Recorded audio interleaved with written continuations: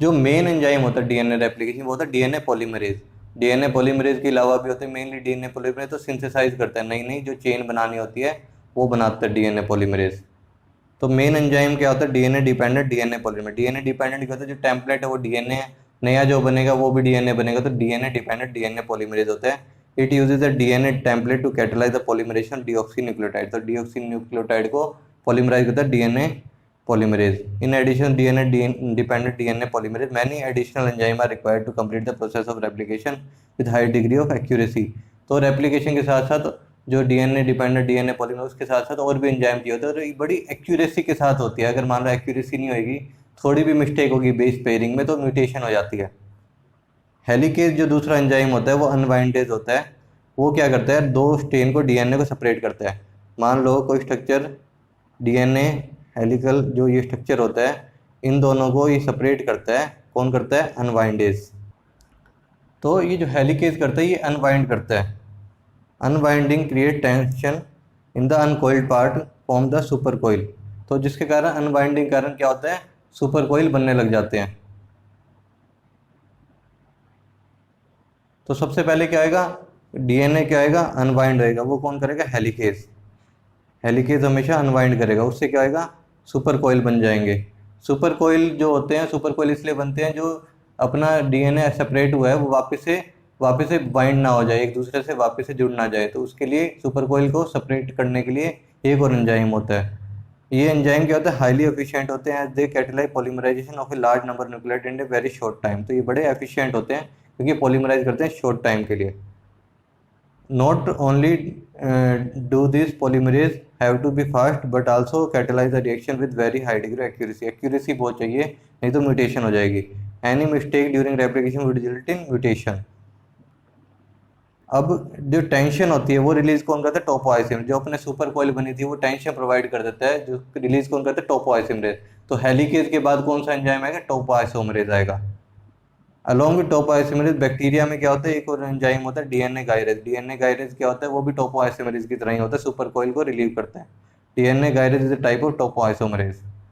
For long DNA molecule since two strand of DNA can not be separated by entire length due to very high energy requirement the replication occur within small opening of the DNA refer replication fork.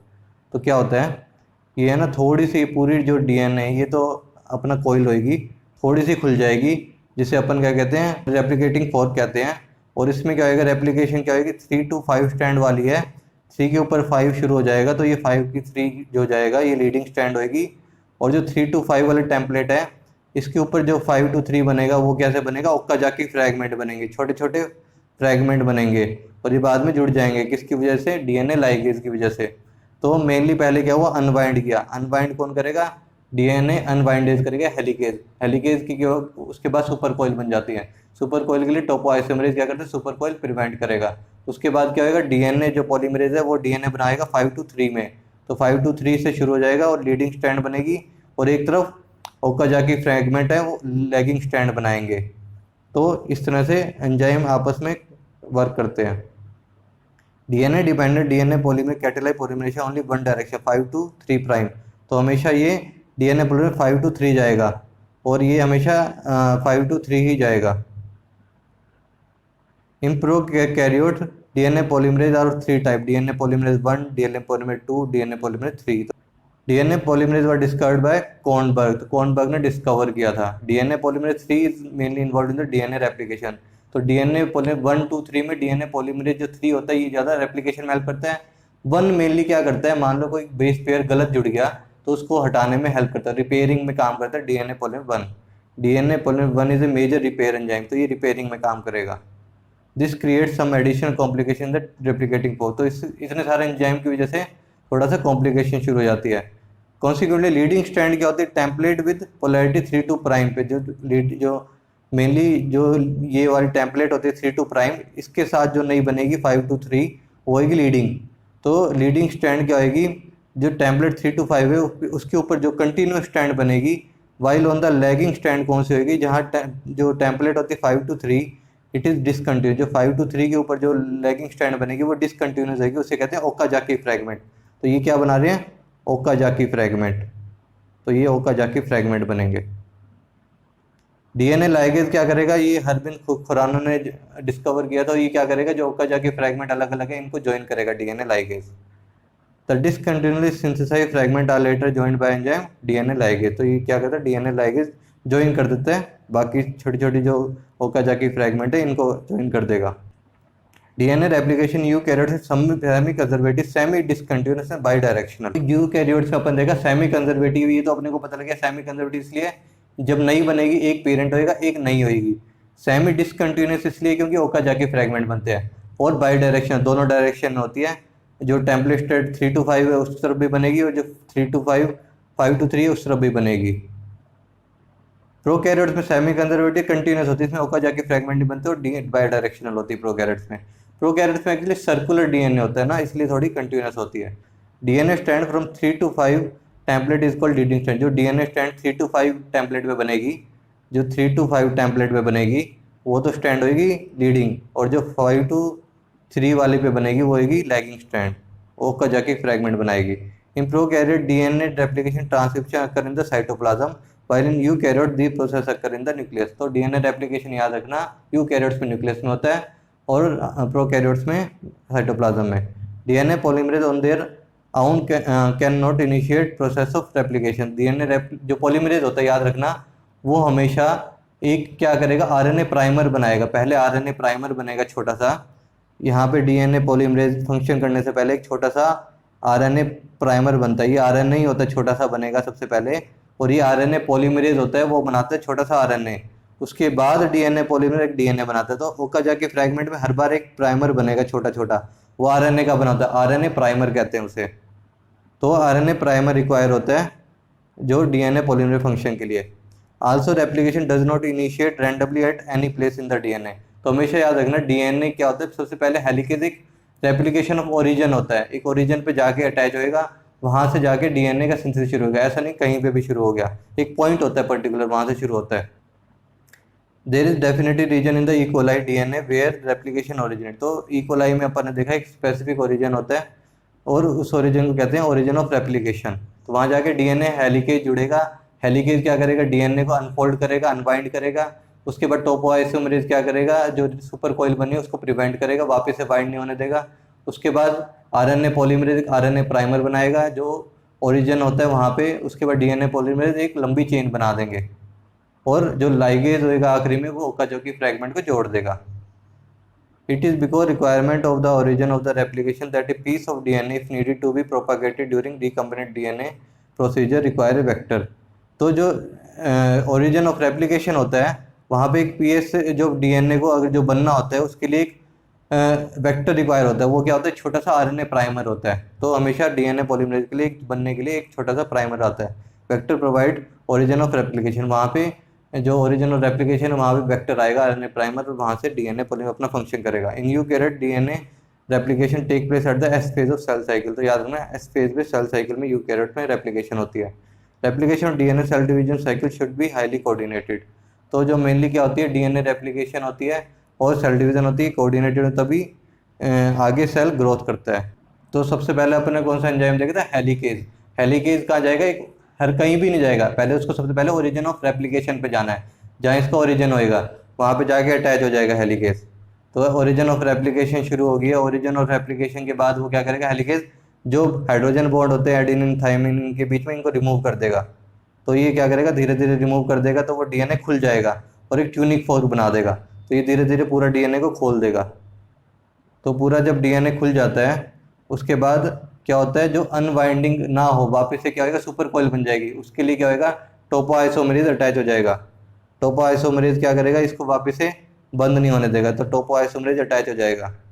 तो ये topoisomerase attach हो जाएगा जिसके कारण ये वापस से खुलेगा नहीं। उसके बाद क्या आएगा, एक आरएनए प्राइमर आएगा, वो आरएनए बनाएगा। उसके बाद डीएनए पॉलीमरेज 3 आएगा।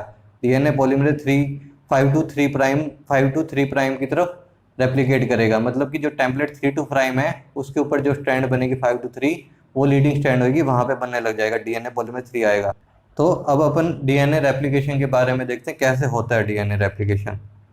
तो जो सबसे पहले क्या होता है, डीएनए में जो ये डबल हेलिकल स्ट्रक्चर है डीएनए, ये सबसे पहले अनवाइंड होएगा। तो हेलिकेज जो एंजाइम है वो क्या करेगा, हाइड्रोजन बॉन्ड होएगा डीएनए के बीच में, वो तोड़ता रहेगा, और जो टेम्पलेट स्ट्रैंड है वो अलग अलग होती रहेगी। तो डीएनए वाला जो हेलिकेज एंजाइम है वो क्या करेगा, जो सबसे ऊपर वाली लाइन देखना, इसमें लिखा हुआ है हेलिकेज एंजाइम क्या करता है, सबसे पहले अनबाइंड करता है जो, और उसके बाद क्या करेगा, ये दोनों सेपरेट हो जाएगी टेम्पलेट स्ट्रैंड। और उसके बाद क्या होएगा, जो प्राइमेज है, मैंने बताया था एक छोटा सा प्राइमेज होता है, आरएनए पॉलीमरेज ही होता है, वो क्या करेगा, वो करेगा बेस पेयरिंग करेगा, जो डीएनए जैसे ग्वानिन के ऊपर साइटोसिन लगाएगा, एडेनिन के ऊपर यूरेसिल लगाएगा, छोटा सा आरएनए बनाएगा, आरएनए टेम्पलेट, उसके बाद डीएनए पॉलीमरेज आगे डीएनए बनाएगा, तो छोटा छोटा आरएनए प्राइमर बनेगा, जो ऊपर लिखा हुआ आरएनए पॉलीमरेटाइज होता है, आरएनए न्यूक्लियोटाइड, आरएनए बनाएगा by pairing with the DNA. तो पेयरिंग जब होती है आरएनए बनने के लिए, तो क्या होता है, एडेनिन के साथ यूरेसिल लगता है, ना कि थाइमिन बनता है, तो प्राइमर क्या होएगा, मेनली आरएनए का बना होता है। तो प्राइमेज क्या करेगा, एक और आरएनए, जो आरएनए पहले एक यूरेसिल, पहले क्या हुआ, एक न्यूक्लियोटाइड बनाया, फिर दूसरा न्यूक्लियोटाइड, ये दोनों जोड़ देगा, और ऐसे छोटा सा एक आरएनए प्राइमर बन जाएगा। तो एक जब आरएनए प्राइमर बन जाएगा, पहले लीडिंग स्ट्रैंड में अपन देख रहे हैं क्या हो रहा है, और बाद में लैगिंग स्ट्रैंड बनेगी। पहले लीडिंग स्ट्रैंड बन रही है 5 to 3 प्राइम पे, जो टेम्पलेट, जो अपना टेम्पलेट है वो 3 to 5 है, और लीडिंग लीडिंग कहाँ बन रही है, 5 to 3 में बन रही है। तो लीडिंग स्ट्रैंड में एक आरएनए प्राइमर बन गया है। अब क्या हुआ, डीएनए पॉलीमरेज आया, डीएनए पॉलीमरेज क्या हुआ, जो आरएनए प्राइमर छोटा सा बन गया था, उसके आगे डीएनए न्यूक्लियोटाइड को एक्सटेंड करता गया और डीएनए बनाता गया, और एक डॉटर स्ट्रैंड बना दिया, उसे कहते हैं लीडिंग डीएनए, जो टेम्पलेट के ऊपर बन गई है। तो ये बेस पेयरिंग होती जाएगी ऐसे। अब क्या होगा, एडेनिन के ऊपर थाइमिन लगेगा, डीएनए बन रहा है तो।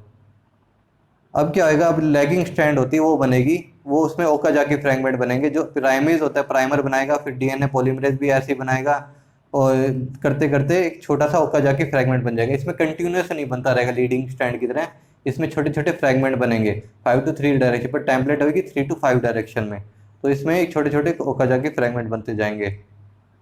अब क्या होएगा, हेलिकेज और ज़्यादा सेपरेट हो जाएगा, और डीएनए पॉलीमरेज आगे डॉटर को, अब और आरएनए प्राइमेज की जरूरत नहीं है, अब डीएनए पॉलीमरेज अपना जो खुलता जाएगा और बनाता रहेगा डीएनए पॉलीमरेज। अपने को अब और आरएनए प्राइमर की जरूरत नहीं है, एक ही बार आरएनए पर, ओका जाके फ्रैगमेंट हर बार आरएनए प्राइमर की जरूरत पड़ती है। अब सेकंड ओका जाके फ्रैगमेंट बन गया, अब सेकंड ओका जाके फ्रैगमेंट बनेगा, उसके लिए भी आरएनए प्राइमर चाहिए। अब ओका जाके फ्रैगमेंट पहले भी बने थे, अभी भी बने, इन दोनों को जोड़ने के लिए क्या होएगा, डीएनए लाइगेज। और डीएनए पॉलीमरेज 1 आएगा, वो एक्सो न्यूक्लियस होता है, वो क्या करेगा, आरएनए जो प्राइमर है उसको हटा देगा। अब ओका जाके फ्रैगमेंट में जो आरएनए प्राइमर बना था उसको हटा देगा डीएनए पर, उसके बाद जो लाइगेज है वो दोनों को जोड़ देगा। और डीएनए पॉलीमरेज क्या करेगा, आरएनए को रिमूव कर देगा, और जो जो आरएनए है उसकी जगह डीएनए बना देगा। तो जो छोटा सा निक आ गया आरएनए प्राइमर रिमूव करने की वजह से, उसमें एक डीएनए आ जाएगा। तो डीएनए ये सारा बाद में कौन जोड़ेगा, डीएनए लाइगेज। अब लाइगेज एंजाइम क्या करेगा, निक को फॉस्फोडाइस्टर बॉन्ड बना देगा, और दोनों जो ओकाजाकी फ्रैगमेंट है उनको जोड़ देगा फॉस्फोडाइस्टर बॉन्ड की वजह से, और हेलिकेज और ज़्यादा अनबाउंड करता रहेगा। और जो डीएनए पॉलीमरेज 3 है वो कंप्लीट होके एक पूरी लीडिंग स्ट्रैंड बना देगा, और ये पूरी धीरे धीरे एक स्ट्रैंड बन जाएगी। तो ऐसे डीएनए रेप्लिकेशन कंप्लीट हो जाएगा। तो अपन ने क्या देखा, जो टेम्पलेट स्ट्रैंड है 3 to 5, उसके ऊपर जो बनेगा वो होता है 5 to 3, ये होता है मेन। और जो 3 to 5 होती है टेम्पलेट स्ट्रैंड, उसके ऊपर ओकाजाकी फ्रैगमेंट बनेंगे, ओकाजाकी फ्रैगमेंट बनते जाएंगे, यहाँ पे जैसे जैसे खुलती जाएगी छोटे छोटे फ्रैगमेंट बनते जाएंगे। तो सबसे पहले कौन सा एंजाइम होता है, डीएनए हेलिकेज होता है, डीएनए हेलिकेज आएगा, ये अनबाइंड करता है। ये क्या था, origin of replication, origin of replication के ऊपर अटैच हो जाएगा जहाँ पे इसको ओरिजिनेट करना है। उसके बाद डीएनए हेलिकेज के बाद कौन सा आएगा, टोपो आइसोमरेज, टोपो आइसोमरेज। ये क्या करता है, सुपर कोइल को प्रिवेंट करता है, ये वापस से बाइंड नहीं होने देता, जो डीएनए खुली है उसको वापस से नहीं बंद होने देगा। और इसमें कई जो यूकैरियोट्स प्रोकैरियोट्स होते हैं उसमें डीएनए गायरेज होता है, वो भी टोपो आइसोमरेज होता है। उसके बाद क्या होगा, एक आरएनए प्राइमर बनेगा, आरएनए प्राइमेज की वजह से, और ये क्या होता है, आरएनए ही होता है, आरएनए प्राइमर आरएनए पॉलीमरेज की वजह से बनेगा। उसके बाद डीएनए पॉलीमरेज 3 आएगा, डीएनए पॉलीमरेज 3 आएगा, जो एलोंगेट करेगा डीएनए को, प्राइमर के साथ जुड़ के एलोंगेट करेगा। और साथ में ही क्या होएगा, ये क्या करेगा, 5 to 3 प्राइम डायरेक्शन में लीडिंग स्ट्रैंड बनाएगा। और जो लैगिंग स्ट्रैंड होती है ओकाजाकी फ्रैगमेंट बनेंगे, ओकाजाकी फ्रैगमेंट कौन बनाएगा, वो भी कैसे बनेंगे, 3 to 5 डायरेक्शन में, वो भी 5 to 3 डायरेक्शन में बनेंगे। और ये कौन बनाएगा, इसमें भी आरएनए प्राइमर आएगा पहले छोटा सा, और उसके बाद डीएनए पॉलीमरेज 3 एक्सटेंड करेगा। बीच में क्या आएगा, डीएनए पॉलीमरेज 1 आएगा, जो आरएनए प्राइमर है इसको रिमूव कर देगा। डीएनए पॉलीमरेज 1 इसको रिमूव कर देगा। और जो छोटा छोटा निक बन गए हैं बीच बीच में, जो कजा की फ्रेगमेंट के बीच में, उन सारों को कौन जोड़ेगा, उनको जोड़ेगा डीएनए लाइगेज। तो ये सारी समरी है रेप्लिकेशन की। तो ये सारे एंजाइम इन्वॉल्व होते हैं और अपन ने देखा कैसे रेप्लिकेशन होती है। Thank you.